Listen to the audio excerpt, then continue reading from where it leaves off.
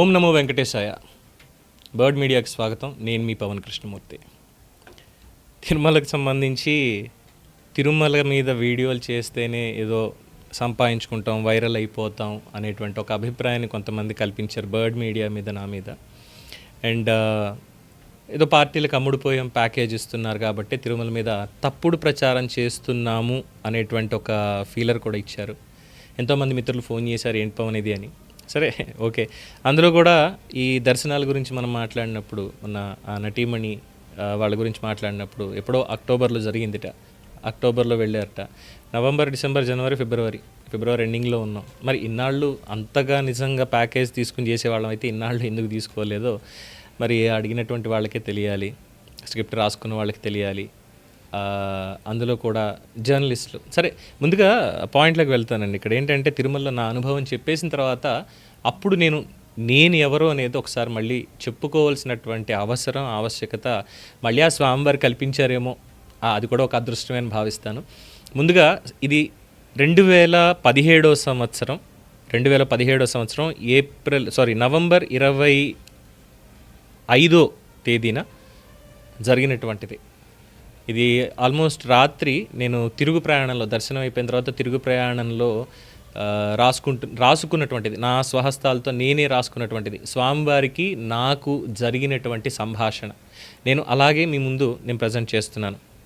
స్వామి, ఎప్పుడు పిలుస్తావు నన్ను కొండకి రమ్మని నీ దర్శనానికి? మా అమ్మ కట్టిన ముడుపుల సాక్షి. మధ్యలో మా నాన్న 3 లేదా 4 సార్లు దర్శనానికి వెళ్ళొచ్చారు. 1988 ఆఖరిలో మొదటి దర్శనానికి నేను నాన్నతో వెళ్ళాను. తమ్ముడేమో అమ్మ బొజ్జలో ఉన్నాడు, కానీ కుదరలేదు. తిరుపతి చేరేసరికి నాకు ఆరోగ్యం బాగాలేక 89లో తమ్ముడు పుట్టాడు. వాడికి సంవత్సరంన్నర వచ్చాక, అంటే ఇంచుమించు 1991లో అనుకుంటా, అమ్మ, నాన్న, నేను, అమ్మమ్మ, రాంబాబు అన్నయ్య కలిసి కాలినడకన వెళ్ళాం మొదటిసారి. ఇక్కడ మళ్ళీ కొంచెం చిన్న సొంత వ్యాఖ్యానం చెప్తానండి. నాకు ఇప్పటికీ గుర్తుంది, కళ్ళు మూసుకుంటే నాకు ఇప్పటికీ గుర్తుంది. మా ఊరి నుంచి స్టార్ట్ అయ్యాం, తణుకు వెళ్ళాం పెదనాన్నగారింటికి. అక్కడి నుంచి సామర్లకోట మావయ్య గారింటికి వెళ్ళాం. సామర్లకోటలో ఆంజనేయ స్వామి నిలువెత్తు విగ్రహం ఉంటుంది. ఆ రైల్వే పట్టాలు దాటి అవతలకి వెళుతూ ఉంటాయి. ఆ విగ్రహం కూడా ఇప్పటికీ నాకు గుర్తే. అలా దర్శనం అక్కడ అయిపోయి చూసుకున్నాము. టికెట్లు బుక్ చేసుకున్నాము. టికెట్లు బుక్ చేసుకొని డైరెక్ట్గా తిరుపతికి, సామర్లకోట నుంచి తిరుపతికి ట్రైన్ ఎక్కాం. ట్రైన్ పేరు గుర్తులేదు. 2 బెర్తులు, లోవర్ బెర్తులు, పైన బెర్తులు 2 బుక్ చేశారు. నేను, తమ్ముడు, పిల్లవాళ్ళం, అమ్మమ్మ, తర్వాత రాంబాబు అన్నయ్య, నాన్నగారు, అమ్మ, మేమే ఉన్నాం. నాకు ఇప్పటికీ గుర్తు, నేను పైకెక్కి నేను బెత్త మీద కూర్చోను అని చెప్పి మారం చేస్తుంటే మా బ్యాగులు, సూట్ కేసులు ఏవైతే ఉన్నాయో ఆ 2 బెర్తులకి మధ్యలో వేసి దాని మీద కూర్చోబెట్టారు. ఓ దుప్పటి వేసి సరదాగా దాని మీద కూర్చుని అటు ఇటు తమ్ముడిని ఆడిస్తూ అమ్మ వాళ్ళతో మాట్లాడుకుంటూ అక్కడే కూర్చున్నాను. ఎప్పుడు నిద్ర పట్టిందో తెలియదు. అమ్మ పక్కనే పడుకున్నాను, తమ్ముడు నా పక్కనే ఉన్నాడు. పొద్దున్న తిరుపతిలో దిగాం. తిరుపతిలో దిగిన తర్వాత నాకు లీలగా గుర్తున్నది ఆ బస్ స్టాండ్ ప్రాంతం. అక్కడి నుంచి మేము బస్సులో మళ్ళీ వెళ్ళామా ఏంటి అనేది నాకు గుర్తులేదు. కానీ అక్కడ ఒక హోటల్లో దిగాం, ఒక రూమ్ తీసుకున్నాం. ఆ హోటల్ బాల్కనీలోంచి చూస్తూ ఉంటే అక్కడ అది గోవిందరాజస్వామి పుష్కరిణ ఇంకోట అనేది కూడా నాకు గుర్తులేదు. ఎందుకంటే అప్పుడు నాకు దగ్గరగా ఒక 3 ఏళ్ళు అనుకుంటా, 3.5 ఏళ్ళు అప్పుడు నాకు గుర్తున్నటువంటిది. ఆ కోనేట్లో ఈతలు కొడుతున్నారు పిల్లలు, ఈతలు కొడుతున్నారు. ఒక పెద్ద చెక్క పెట్టెని, మనకి ఈ కార్డ్స్ ఉంటాయి చూసారా, ఈ కార్డ్స్ని తాడు కట్టిదానికి దాంట్లో లాగుతూ ఉంటే అందులో దూకిన వాళ్ళు దాన్ని పట్టుకుని సరదాగా వెళ్తుంటే నేను మా నాన్నగారిని అడిగినటువంటి జ్ఞాపకం ఇప్పటికీ నాకు కళ్ళ ముందుంది. అయిపోయిన తర్వాత అక్కడి నుంచి ఈ క్యూ కాంప్లెక్స్లు ఏవైతే ఉన్నాయో మనకి అక్కడికి వెళ్ళాం. అప్పట్లో ఈరోజు చూసేటువంటి రద్దీ నాకు కనిపించలేదు. మేము వెళ్ళిన క్షణంలో కొంతమంది మాత్రమే ఉన్నారు. ఆ మెట్ల మీద కూర్చుంటే చక్కగా అప్పుడు చక్కెర నీళ్ళు ఏవో కూడా ఇచ్చినట్టున్నారు, బెల్లం పానకం కూడా ఏదో ఇచ్చినట్టు గుర్తు నాకు. సో అలాగా అక్కడికి వెళ్ళాం. అక్కడి నుంచి దర్శనానికి ముందు తలనీళ్ళ ఇచ్చేసాను నేను, తమ్ముడు. అది కూడా ఏంటి, మెట్ల మార్గం మీద నడుచుకుంటూ వెళ్ళామండి. తమ్ముడు చెయ్యి పట్టుకుని నడిపించుకుంటూ తీసుకెళ్ళాను నేను, అమ్మమ్మ, తమ్ముడు. మిగతా వాళ్ళందరూ కాస్త ఆయాసంతో కూర్చున్నారేమో కానీ అమ్మమ్మ చేయి పట్టుకుని మాట్లాడుతూ నేను, తమ్ముడు, వాడిని తమ్ముడు రా అని చెప్పి వాడి చెయ్యి ఎప్పుడూ వదలలేదు. అలా నడుచుకుంటూ మెట్ల దారిని వెళ్ళిపోయాం. అది కూడా గుర్తుంది. సరే, వెళ్ళాం. స్వామి దర్శనం అయింది, చాలా చక్కగా చూసుకున్నాం, వచ్చేసాం. సో ఇక్కడ మళ్ళీ నా అనుభవంలోంచి మళ్ళీ వెళ్దాం. స్వామి నాతో అన్నటువంటి మాట, నీకు ఇంకా సమయం ఉందిలే అబ్బాయి, నేను, అదేంటి స్వామి, అమ్మా నాన్న తమ్ముడు అందరూ నిన్ను 2 సార్లు 3 సార్లు దర్శించుకున్నారు కదా, మరి నన్ను మాత్రం ఒక్కసారికే పరిమితం ఎందుకు చేసావంటే స్వామి నాతో అన్నది, నాన్న అన్నిటికీ కారణం ఉంటుందిరా, నీకు అర్థం కాదు. ఆ కారణం ఏంటో తెలియదు కానీ నేను తప్ప నా కుటుంబంలో అందరూ తలా 3 సార్లు కూడా ఆయన్ని దర్శించుకున్నారు. ఇప్పుడు అంటే ఇది 2017 నవంబర్ 25 శ్రీకాళహస్తిలో ఒక పెళ్లి కార్యక్రమం సందర్భంగా మా పాషా అన్న కాల్ చేసి తిరుపతి దగ్గర ప్రోగ్రాం ఉంది, నువ్వు రావాలి అన్నారు. ఎవరాయనతో చెప్పించారు? నిజంగా అయితే నా అవసరం అక్కడ లేదు. సరే నేను వెళ్ళాను. పెళ్ళి అయిపోయింది అనుకున్నాక ఇంకా మొత్తం అయిపోయిన తర్వాత ఇక దగ్గరే కదా కొండకు వెళ్ళాలి అని అనుకున్నాను. నిద్ర లేదు. ఆ రోజు బస్సు ఎక్కి కొండకు వెళ్ళిపోయాను. దర్శనానికి 16 గంటలు పడుతుంది అనేది ఎంక్వైరీలో తెలిసినటువంటిది. అమ్మకు ఫోన్ చేశాను, అమ్మ ఇది సంగతి, ముడుపులు నేను మరి ఇక్కడ ఇచ్చేసి నేను వచ్చేసేయాలా లేదా ఉండిపోనా అంటే నీ ఇష్టం రా, నీ రాత ఎలా ఉంటే అలాగే అదే జరుగుతోంది అని మా అమ్మ సమాధానం. ఇంకా ఆలోచించాల. ఇక నిద్ర లేదు, తిండి లేదు, చేతిలో ఉన్నటువంటి రొక్కం అంతా కూడా అయిపోయినటువంటి పరిస్థితి. ఓ పక్కన తమ్ముడు విదేశాలకు వెళ్తున్నాడు. అదే సమయానికి వాడిని విష్ చేయాలి, సెండ్ ఆఫ్ ఇవ్వాలి అనుకున్నాను. మళ్ళీ అక్కడ కూడా చూడండి నా దరిద్రం. డబ్బులు లేవు అనుకుంటూనే విదేశాలకి వాడు ప్రాజెక్ట్ పని మీద వెళ్తున్నటువంటి వాడిని ఒక 1000 రూపాయలు పంపించరా అని అడిగితే వాడు పంపించాడు. పంపించి జాగ్రత్తగా వెళ్ళానని చెప్పాను. వాడు వెళ్ళాడు. ఏదైతే అయింది, ఇక ఇంటికి వెళ్ళిపోదాం అనుకుని కొండ నుంచి బస్సు ఎక్కి కూర్చోగానే కిందకి దిగుతుండగానే నిద్ర పట్టేసింది. ఆ నిద్రలో ఒక కళ. ఒక ముసలి తాత మాట్లాడుతూ, ఇక్కడికి రావడం పోవడం అంతా నీ ఇష్టమే అనుకున్నావా, ఇదే మాట నా చెవుల్లో వినిపించింది. అంతే, ఒక్కసారిగా నాకు నిద్ర ఎగిరిపోయింది, చెమటలు పట్టేశాయి. అప్పుడే అనుకున్నాను, ఇంకా దర్శనం అవ్వకపోతే ఇంటికి తిరిగి వెళ్ళేదే లేదు, జీవితాంతం అక్కడే అని చెప్పి మా అమ్మకు ఫోన్ చేసి అదే చెప్పేశాను. దర్శనం అయ్యిందా ఇంటికి వస్తాను, లేదా నన్ను మర్చిపో. మరునాడు పొద్దున్నే లేచాను. ఉదయం 8 గంటలకు అక్కడికి సర్వదర్శనం టికెట్ కోసం అక్కడ తీసుకున్నాను.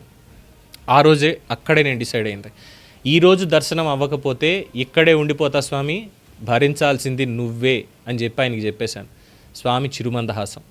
9 గంటలకి తల్లినాలు ఇచ్చేసి పంచ కట్టుకుని కండువా ఒకటి వేసుకుని చేతిలో ముడుపుల పొట్లంతో, స్వామి నీ ముడుపు నాకు దర్శనం, ఈ 2 మాత్రమే మిగిలిన్నాయి అన్నాను. స్వామి మళ్ళీ చిరుమందహాసం.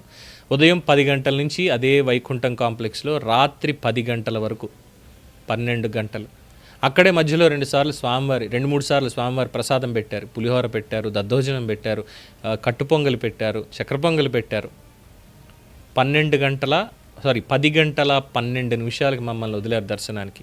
10 గంటల 50 నిమిషాలకి అదే క్యూ లైన్లో వెళ్తూ బంగారు వాకిలి దగ్గరికి వెళ్ళాను. ఎగ్జాక్ట్గా 11 గంటల 4 నిమిషాలు, రాత్రి 11 గంటల 4 నిమిషాలకి వెలిగేది దీపాల లేక స్వామి నేత్ర కాంతులు అనే విధంగా, స్వామి నీ దర్శనం అయ్యింది, నీ ముడుపు చెల్లించుకున్నాను 27 సంవత్సరాల తర్వాత. కానీ స్వామి అందరికీ 2, 3, 4 దర్శనాలు కూడా ఇచ్చావు, నాకు మాత్రం 2వ దర్శనానికి 27 సంవత్సరాలు ఎందుకు స్వామి ఆలస్యం చేశావని ప్రశ్నించాను. నేను అడిగాను. ఆయన మాత్రం సమాధానం చెప్పలేదు. ఆయన చేసేది చేస్తాడు తప్ప నేను మీరు అనుకుంటే అయిపోతుందా? శ్రీవారు కదా. ఇది అర్ధరాత్రి బస్సు తిరుగు ప్రయాణం అవుతూ నేను రాసుకుని పోస్ట్ చేసినటువంటి కంటెంట్ ఇది. నవంబర్ 25, 2017 సంవత్సరం. కావాలంటే సీసీటీవీ ఫుటేజ్ లేదంటే అక్కడికి నా ఆధార్ కార్డు కావాలంటే వాళ్ళకి పంపిస్తాను, చెక్ చేసుకుంటే తిరుమల తిరుపతి దేవస్థానాల డేటాబేస్లో నాది కనిపిస్తుంది. ఇంత అద్భుతంగా అయింది. ఇంత చేసి నాకు అక్కడ దర్శనం ఎంతసేపు అయిందో తెలుసా అండి? క్యూ లైన్లో వెళ్తూ స్వామివారిని చూసుకుంటూ వెళ్తుంటే సర్వదర్శనంలో నిండారా స్వామిని ఒక్కసారి అలా చూసుకోవడానికి రెప్పపాటు దర్శనం, జస్ట్ రెప్పపాటు దర్శనం అంతే. నాకేం 5 నిమిషాలు కూడా లేదండి, కనీసం నిమిషమన్నా ఉన్నాను అనుకున్నా, లేదు, అది కూడా లేదు. అయిపోయింది, క్యూ నుంచి పక్కకు పంపించేస్తున్నారు. వెళ్ళాను, స్వామివారు అక్కడ ప్రసాదం పెడుతున్నారు, అర్చక స్వామి. మామూలుగా మనకి ఈ 300 టికెట్ మీద ఇచ్చేటువంటి లడ్డూలు ఇది కాకుండా లోపలికి వెళ్ళిన వెంటనే మనకి షఠారు పెట్టి తీర్థం ఇచ్చి ఆ పక్కనే చేతితోటి చిన్న చిన్న ఉండల కింద మనకి చేతిలో పెట్టేస్తారు లడ్డూని. చాలా చిన్నది ఇంత పెట్టారండి. పెడితే ఏంటి స్వామి ఇంతేనా అని చెప్పి అడిగితే మళ్ళీ నవ్వుకుంటూనే ఇంత పెట్టారు. ఆ ప్రసాదం తీసుకొని ముడుపు కట్టినటువంటిది ఏదైతే ఉందో ఆ హుండీలో వేసేసి ఆ హుండీ చుట్టూ ప్రదక్షిణం చేసి, స్వామి ఇది సంగతి, తర్వాత నీ ఇష్టం, మళ్ళీ ఎప్పుడు తీసుకెళ్తావో అని చెప్పి ఆయన మీద భారం వదిలేశాను. మీరు నమ్మితే నమ్మండి, నమ్మకపోతే నమ్మకపోండి, ఐ డోంట్ కేర్. ఆయనకి నాకు తెలుసు ఈ రోజు దాకా నాకు మళ్ళీ దర్శనం అవ్వలేదు. ఈ మధ్యకాలంలో ఈ ఫీల్డ్లోకి నేను ఎంటర్ అయిన తర్వాత, కరోనా తర్వాత ఈ ఫీల్డ్లోకి ఎంటర్ అయిన తర్వాత నాకు రఘురామకృష్ణరాజు గారు సన్నిహితులయ్యారు, సోమిరెడ్డి చంద్రమోహన్ రెడ్డి గారు సన్నిహితులయ్యారు, చెప్పుకుంటూ పోతే చాలామంది ఉన్నారు. నేను దగ్గరగా మా బావకి తెలిసినటువంటి వాళ్ళకి కనీసంలో ఒక 6 విఐపి దర్శనం లెటర్లు ఇప్పించాను. నేను 6 లెటర్లు ఇప్పించాను. వైసీపీ ప్రభుత్వ హయాంలోనే 6 లెటర్లు ఇప్పించాను. అధికారం మారిన తర్వాత అయితే ఇప్పటి వరకు నాకు ఎవరి దగ్గర నుంచి లెటర్ రాలేదు, నేను కూడా ఎవరిని అడగలేదు. నేను ఒక్కసారి అడిగాను అధికారం మారిన తర్వాత రాజుగారిని, కానీ అప్పటికి లెటర్ హెడ్లు ఇంకా ప్రింట్ అవ్వలేదు, దర్శనాలకి ఇవ్వట్లేదమ్మా అని చెప్పనన్నారు. తర్వాత నేను కూడా అడగలేదు. నేను అనుకుంటే రఘురామకృష్ణరాజు గారితో ఇంకొకళ్ళతో నేను వెళ్ళలేను. నన్ను ఎవరు తీసుకెళ్లాలన్నా వెళ్ళలేను. ఎందుకంటే నాకు ఆయన ఆశీర్వాదం కావాలి, ఆయన పిలుపు రావాలి. ఆయన పిలిపిస్తేనే, ఒక భక్తుడిగా నమ్మకం ఉండి ఆయన పిలిపిస్తేనే, రారా నువ్వు రా, ఇన్నాళ్ళు పట్టిన దర్శనానికి నీకు అని ఆయన పిలిస్తేనే నాకు అక్కడ దర్శనం అవుతుంది. ఎంత ప్రధానమంత్రి నరేంద్ర మోడీ వచ్చి నన్ను చేయి పట్టుకు తీసుకెళ్ళినా నాకు దర్శనం కాదు అక్కడ. నేను దీన్ని నమ్ముతాను, మనస వాచ కర్మణ. అలాంటిది నేను స్వామివారికి వ్యతిరేకంగా తప్పుడు ప్రచారం చేస్తాను ఆ ప్యాకేజ్ తీసుకుని. ఇది నా నిబద్ధత, స్వామివారి పట్ల నా నిబద్ధత. ఈ ఛానల్లో నేను ఒక ఉద్యోగిగా పనిచేస్తున్నాను. మొట్టమొదట మేము చేసే పని ఏంటో తెలుసా? ఓం నమో వెంకటేశాయ అని చెప్పి తిరుమల సమాచారాన్ని అందించిన తర్వాతే పొలిటికల్ అయినా, సోషల్ అయినా, పుస్తక పఠనమైనా ఏదైనా సరే తీసుకుంటాను తప్ప ఒకళ్ళు ప్రలోభ పెడితే చేసేటువంటి పనులు కాదు మేము చేసేది. 2020 సంవత్సరం కరోనా అయిపోయింది. అంతకుముందు చాలా ఉద్యోగాల్లో చేశాను నేను. ఇప్పుడు నా గురించి చెప్పాలి. పవన్ కృష్ణమూర్తి అనేటువంటి పేరుతో జర్నలిజంలోకి ఎంటర్ అయ్యాను. దాని జర్నలిజం అని కూడా అనడానికి లేదు, ఒక ఎనలిస్ట్ అనుకోండి. పోనీ ఓపెన్ టాక్ అనేటువంటి యూట్యూబ్ ఛానల్ ద్వారా ఎవరైతే మిత్రుడు యూట్యూబ్ ఛానల్ నుంచి వచ్చేస్తారో అని మాట్లాడినటువంటి వాళ్ళు, మరి వారు కూడా యూట్యూబ్ నుంచే వచ్చారు అనేది అందరికీ తెలిసిందే. అదే యూట్యూబ్ ఛానల్ ద్వారా దాదాపు అక్కడ వాళ్ళతో 2.5 ఏళ్ళు నేను పనిచేసి నా మీద కూడా కేసులు పెట్టారు ఆ రోజుల్లో చేసినటువంటి దానికి. ఆ ఓపెన్ టాక్ తర్వాత కాయ్ టీవీ అని చెప్పి ఇంకొక రవి గారిని వారి దగ్గర పనిచేసి, దాని తర్వాత ఐకాన్ పాలిటిక్స్ అనేటువంటి ఛానల్లో దాదాపుగా ఒక 8 నెలల వరకు వాళ్ళతోటి ట్రావెల్ అయ్యి, దాని తర్వాత లేదు నేను సొంతంగా చేసుకుంటే బాగుంటుందేమో అనేటువంటి ఉద్దేశంతో నా అంతటా నేనే తీసుకుంటే, నాకున్నటువంటి ఆర్థిక స్తోమతకి, నాకున్నటువంటి కుటుంబ బాధ్యతలకి నేను చెయ్యలేక, ఇంకెవరిని నేను సపోర్ట్ తీసుకోలేక, అప్పటికే ఉన్నటువంటి ఆర్థిక ఇబ్బందులతో లేదు నేను ఉద్యోగం చేసుకోవాలి అన్నప్పుడు సివి రావు గారు, సివిఆర్ సంస్థల అధినేత, వారి దాంట్లో ప్రవీణ్ గారు అని చెప్పి నాకు సన్నిహితులు, వారి ద్వారా సివిఆర్లో నేను మొట్టమొదట శాటిలైట్ ఛానల్ ఎక్స్పీరియన్స్ అయ్యింది వారి దగ్గర. నేను వారి దగ్గర పని నేర్చుకున్నాను. అక్కడ 6 నెలలు, దాదాపు 7 నెలల పాటు నేను పనిచేశాను. ప్రైమ్ టైం డిబేట్లన్నీ నేను చేశాను. దాంట్లో స్వామివారికి సంబంధించినటువంటి విషయాల మీద కూడా నేను డిబేట్లు పెట్టి నేను అక్కడ మాట్లాడాను. నేను శాటిలైట్ ఎక్స్పీరియన్స్ నేను పనిచేశాను అక్కడ అయిపోయిన తర్వాత మళ్ళీ 1 సంవత్సరం పాటు ఒడిదుడుకులు, ఆ ఛానల్ అని ఈ ఛానల్ అని మళ్ళీ ఏదో తిరగాల్సి వచ్చింది. అది వ్యక్తిగతమైనటువంటి విషయాలు. అక్కడి నుంచి బీఆర్కే ఛానల్, బొల్ల రామకృష్ణ గారు, వారి దగ్గర పనిచేశాను. సరే అక్కడ కూడా కుదరలేదు, ఏదో అయింది, మళ్ళీ బయటకు వచ్చాను. దానికంటే ముందు మా సతీష్ అన్నయ్య దగ్గర ఐకాన్ న్యూస్ అనేటువంటి ఛానల్లో అక్కడ దాదాపుగా ఒక 6-7 నెలలు అక్కడ పనిచేశాను. అయిన తర్వాత న్యూస్ 360 అని చెప్పి ఆ ఛానల్ పనిచేశాను. అన్ఫార్చునేట్లీ అదొక బ్యాడ్ ఎక్స్పీరియన్స్. తర్వాత అది అయిపోయింది, అది వేరే విషయం, నేను బయటకు వచ్చేసాను. అది అయిపోయి వచ్చిన తర్వాత చెప్పినట్టు బీఆర్కే న్యూస్లో చేరాను. బీఆర్కే న్యూస్ అయిన తర్వాత మళ్ళీ ఇంకొక ఛానల్ 1TV న్యూస్ అని చెప్పి జాయిన్ అయ్యాను. అక్కడ కూడా వేరే వివాదాలు. అది అయిన తర్వాత ఎవరో నేను చేసేటువంటి పనిని చూసి వారికి నచ్చి మా మేనేజ్మెంట్ వాళ్ళకి నా వీడియో లింకులు, నా ప్రొఫైల్ ఇవన్నీ పంపించడం, మా ఛానల్, మా మేనేజ్మెంట్ వారు ఇమీడియట్గా పిలిపించి పవన్ మీరు చెయ్యాలి అని ఇక్కడ బాధ్యతలు నాకు అప్పగించారు. ఇంత ప్రయాణం ఉంది. ఈ ప్రయాణంలో ఎంతోమందిని చూశాను, ఎంతోమందితో మంచి సన్నిహిత సంబంధాలు, ఎంతోమంది మిత్రులు ఉన్నారు, ఎంతోమంది ఆత్మీయులు ఉన్నారు, శ్రేయోభిలాషులు ఉన్నారు. ఇది నా ప్రయాణం. చెట్టు కింద జర్నలిస్ట్ని కాదండి. ఒకవేళ అలాగనుకుంటే నేను గర్వపడతా. ఎస్, చెట్టు కింద ప్లీడర్ అంటారు చూసారా, అలాగే నేను కూడా సామాన్యుడిని అందరిలో. నేను కూడా మీలో ఒక్కడినే. నాకేమీ 2 కొమ్ములు రాలేదు, నాకంటూ వెనకాల పెద్ద పరపతి ఇవేమీ లేవు. ఉన్నదల్లా ఒక్కటే, ఆ సరస్వతీదేవి కటాక్షం.